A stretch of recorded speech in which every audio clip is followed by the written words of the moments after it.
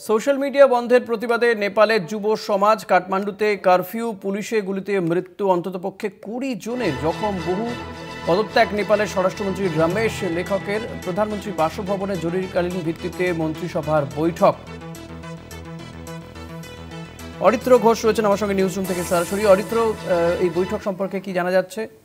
দেখো, দিনভর নেপালের কাঠমান্ডু সহ একাধিক জায়গা, সেই সমস্ত জায়গাতে বিক্ষোভে নেমেছিলেন জেনজি অর্থাৎ যুব সমাজ। সেই যুব সমাজ পথে নামার পরেই কিন্তু একাধিক প্রশ্ন উঠতে শুরু করে এবং যেটা শেষ পর্যন্ত পাওয়া খবর, বেসরকারি সূত্র মারফত দাবি করা হচ্ছে যে প্রায় 19 জনের মৃত্যু হয়েছে। অর্থাৎ পুলিশ গুলি চালিয়েছে, লাঠিচার্জ করেছে এবং সেই যে বিক্ষোভকর পরিস্থিতি সেই সামাল দেওয়ার জন্য, এবং সেই পরিস্থিতির মধ্যে পড়ে 19 জনের মৃত্যু হয়েছে এবং প্রায় 500-র কাছাকাছি যুব সমাজের প্রতিনিধি যারা বিক্ষোভে নেমেছিলেন সোশ্যাল মিডিয়া বন্ধের প্রতিবাদে, তারা আহত হয়েছেন। এবং তারপরেই কিন্তু নেপালের যে প্রধানমন্ত্রী রয়েছেন কেপি শর্মা ওলি, তার যে বাসভবন বালুয়াতার নেপালের, সেখানে জরুরি ভিত্তিতে ক্যাবিনেট বৈঠক বসে এবং সেই বৈঠক এখনো চলছে। কিন্তু যে খবর এবার সামনে উঠে আসছে, সেই বৈঠকের মধ্যেই পদত্যাগ করলেন নেপালের স্বরাষ্ট্রমন্ত্রী রমেশ লেখক।